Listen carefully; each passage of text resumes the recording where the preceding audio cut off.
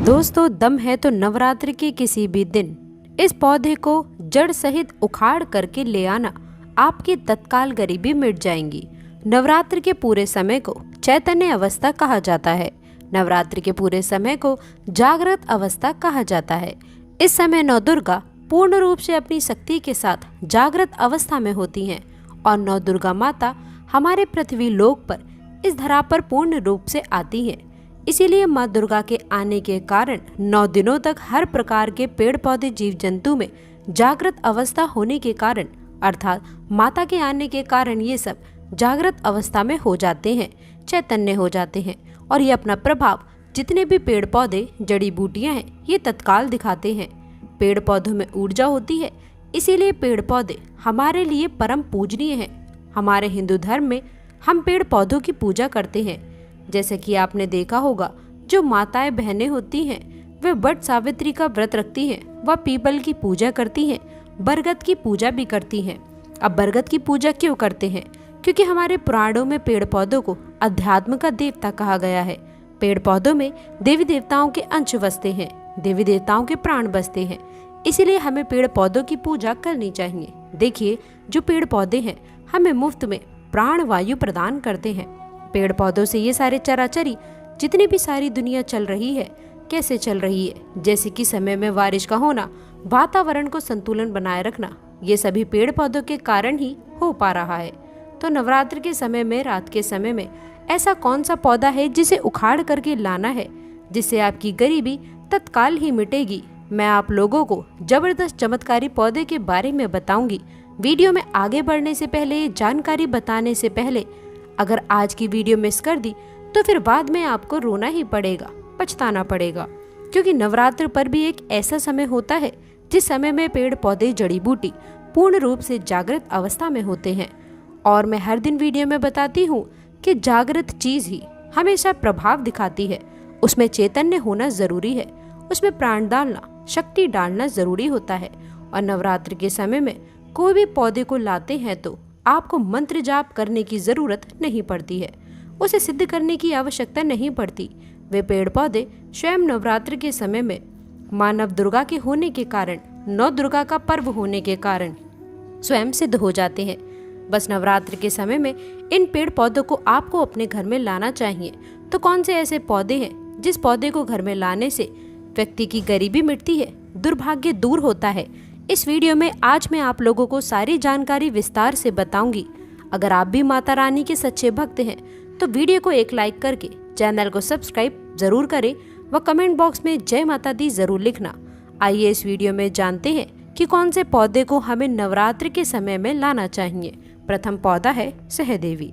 अभी मैं आप लोगों को सहदेवी की जानकारी बता रही हूँ, जरा ध्यान से सुनना। देखिए, सहदेवी जो है, अगर आपको किसी भी प्रकार की, जैसे कि दैहिक, दैविक और शारीरिक किसी भी प्रकार का यदि कष्ट है, आप चाहते हैं इसे तत्काल दूर करना, तो रामबाण से भी अमुक ये तीव्र युग से काम करता है सहदेवी का पौधा।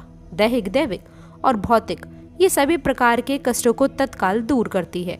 तंत्र शक्ति एवं, ध्यान से सुनना, तंत्र शक्ति एवं भौतिक सुखों को प्रदान करने के कारण इसमें काफी हद तक ऊर्जावान प्रवाहित होती है। इस पौधे का नाम देवी पद से प्राप्त मिला है, इसे सहदेवी कहा जाता है। ये सभी वनस्पतियों की देवी है, माँ है, इसीलिए इस पौधे को सहदेवी कहा जाता है। अगर आपको समझ में नहीं आ रहा है कि सहदेवी का पौधा कैसा होता है, तो इस प्रकार से हमारी वीडियो में देख लीजिए। इसी को कहते हैं सहदेवी का पौधा। यदि आप गाँव में रहते हैं तो बहुत ही आसानी से ये पौधा देखने को मिल जाता है।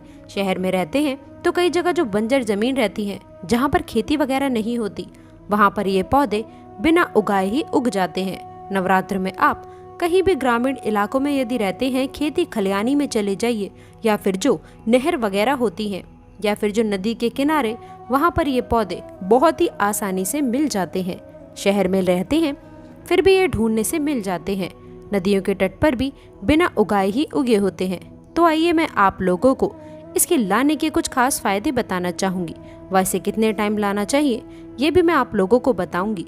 तो देखिए, हमारे धर्मशास्त्र कहते हैं कि तुलसी के साथ गमले में इस पौधे को लगाने से बगल में तुलसी का पौधा लगाइए और तुलसी के बगल में इस गमले के साथ में इस पौधे को लगाइए और अगर तुलसी के साथ में इस पौधे को आप अपने घर में लगा करके पूजा अर्चना करते हैं तो सभी प्रकार की अलौकिक सुखों की प्राप्ति होती है।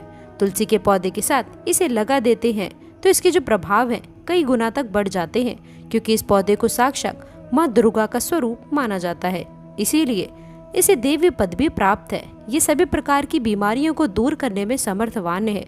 ये सभी प्रकार की सिद्धियों को देने वाली कही गई है। कभी इसके बारे में मैं आप लोगों को जो पुराणों में जानकारी लिखी है, जैसे कि हमारे वनस्पति शास्त्र हैं, इसमें जानकारी लिखी है, हमारे तंत्र जो बुक है उसमें जानकारी लिखी है, उसके बारे में मैं आप लोगों को अच्छी सी वीडियो बना करके बता दूंगी। तो चलिए मैं आप लोगों को इसके अनगिनत एवं चमत्कारिक प्रयोग बताने का प्रयास करूंगी। तो तकिए के नीचे इसकी जड़ को रखने से बहुत से आप में से लोग बोलते हैं ना कि गुरुजी हमें नींद नहीं आती है, तो तकिए के नीचे इसकी जड़ को रखने से गहरी नींद आती है, या फिर बेड के नीचे इसके पौधे को रखने से आपको बिल्कुल ही गहरी नींद आना शुरू हो जाएगी। अनिद्रा की बीमारी को दूर करने का ये रामबाण पौधा है। इसे हाथ में रख करके कोई भी मंत्र जपते हैं तो जल्द ही सिद्धि की प्राप्ति होती है। यहाँ तक कि भूत भविष्य वर्तमान तक की सिद्धि आप इससे प्राप्त कर सकते हैं, वो भी मंत्रों के माध्यम से। इसकी जड़ का तिलक लगाने से ये हमारे शरीर में सम्मोहन शक्ति को बढ़ाता है। यदि आप किसी का वशीकरण करना चाहते हैं, यदि आप कोई बड़े पद में हैं, आप चाहते हैं कि सब लोग आपको देख करके मोहित हो जाएं, या फिर आप प्रवचन करते हैं, आप चाहते हैं कि आपकी बात हर कोई सुने, तो उसका तिलक लगा करके आप जो है सभा में जाइए। सभी लोग आपकी तरफ मोहित हो जाएंगे और आप ही को देखेंगे, आपकी बात को मानेंगे, यानी कि आपके बंधन में बन जाएंगे।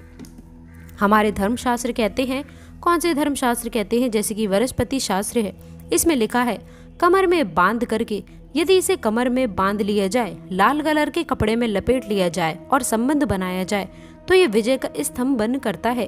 तिजोरी में इसको रखने से धन की बढ़ोतरी होती है। कैसा भी कंगाल घर हो, यदि तिजोरी में इसकी जड़ को रखा जाए तो धन दौलत से परिपूर्ण हो जाते हैं। और आप सभी दर्शकों को बताना चाहूंगी कि इस पौधे को घर में लगाने से तंत्र मंत्र शक्तियाँ मिलती हैं व इसकी जड़ मुख में रखने से अदृश्य शक्ति दिखाई देती है। आप में से अधिकतर लोग बोलते हैं ना कि गुरुजी हमें अदृश्य शक्ति देखना है। हमें अदृश्य शक्ति किस प्रकार से दिखाई देगी? अदृश्य शक्ति जैसे कि अलौकिक शक्ति में देवी देवता, भूत प्रेत, पिशाच, निशाचर, कई जो ये शक्तियां हैं जो हम अपनी नग्न आंखों से नहीं देख सकते हैं, ये शक्तियां दिखाई देने लगती हैं। तो अगर आप अलौकिक शक्ति के दर्शन करना चाहते हैं, जैसे कि देवी हैं, देवता हैं, गाँव में रहते हैं तो ग्रामीण के देवी देवता हैं, शहर में रहते हैं तो वहाँ पर उपस्थित जो भी भैरव है, देवी देवता हैं, तो उनके दर्शन प्राप्त करना चाहते हैं तो इसकी जड़ को मुख में रखने से अदृश्य शक्ति दिखाई देने लगती है। और मैं एक मंत्र बताऊंगी, उस मंत्र को कल की वीडियो में बताएंगे। उस मंत्र से एक मंत्र आपको जाप करना होगा, इसकी जड़ को मुख में रखना होता है तो अदृश्य शक्ति प्रकट होती है और जो भी आप बोलेंगे वह अदृश्य शक्ति आपको सामग्री ला करके देती है।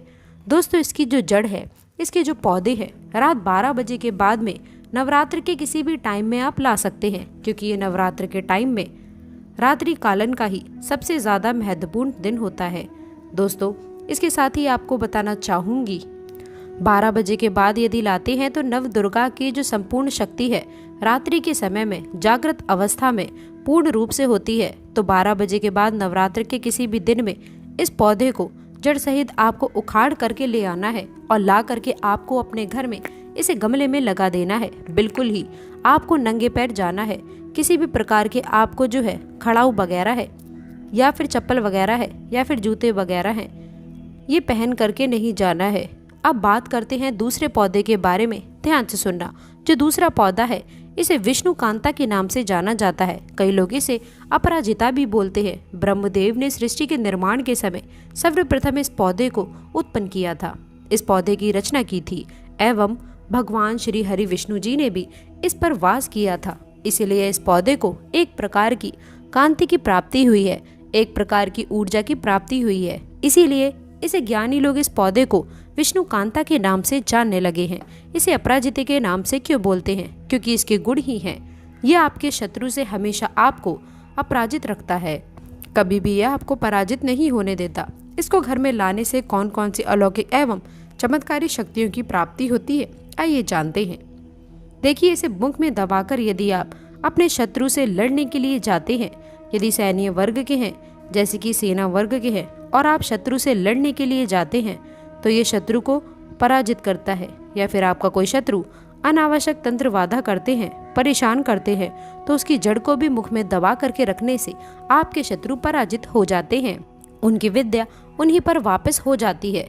ऐसे सिद्ध करके हाथ में बांध करके युद्ध किया जाए, और अगर कोई व्यक्ति आपको तलवार से मारते हैं तब भी तलवार का कोई असर आप पर नहीं पड़ेगा। लेकिन एक मंत्र होता है, उसे आपको सिद्ध करना होता है।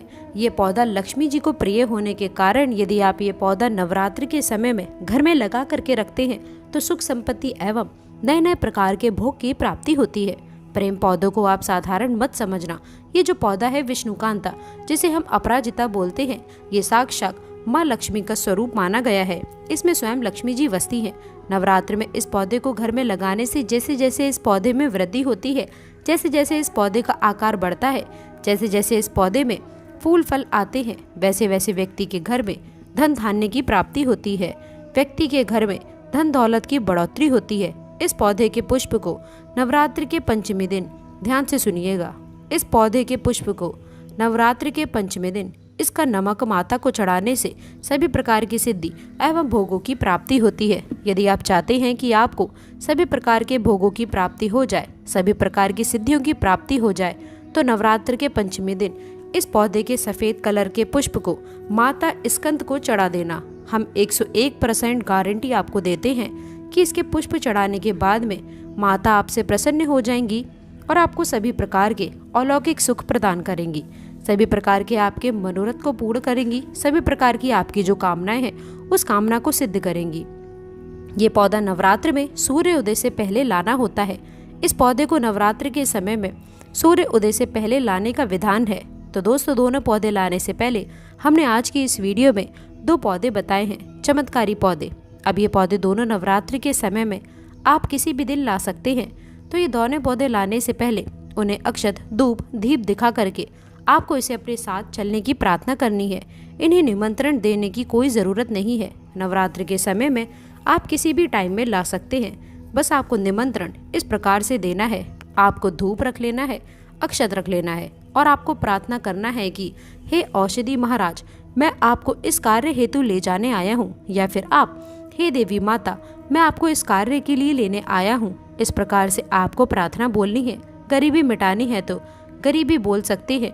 आप चाहते हैं कि आपके घर में सुख संपत्ति, धन वैभव की प्राप्ति हो, तो इस पौधे को बोल सकते हैं कि हे वृक्ष, या फिर हे औषधि महाराज, या फिर हे माता, मैं आपको अपने घर में अलौकिक सुखों की प्राप्ति हेतु ले जाने आया हूँ। कृपया पूर्ण शक्ति के साथ आप मेरे साथ में चलें। इस प्रकार से प्रार्थना करते हुए आपको अक्षत चढ़ा देना है और वहाँ पर थोड़ी सी धूप दीप दिखा देना है। वहाँ पर एक दीपक जला देना है और प्रार्थना करते हुए जड़ सहित इस पौधे को उखाड़ करके ले आएं और ला करके आपको दूसरे दिन अपने घर में गमले में इसे लगा देना है।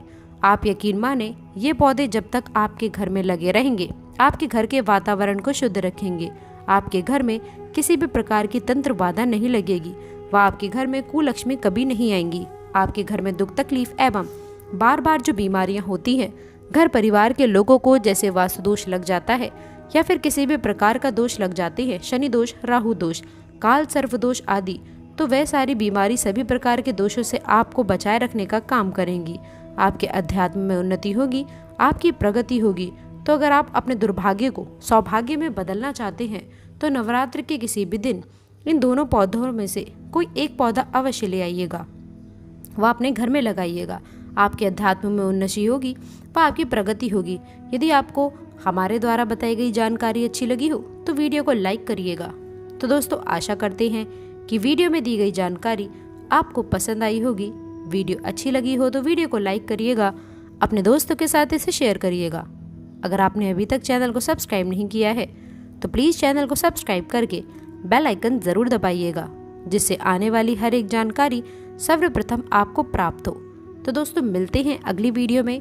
तब तक के लिए गुड बाय और अंत तक जुड़े रहने के लिए आप सभी का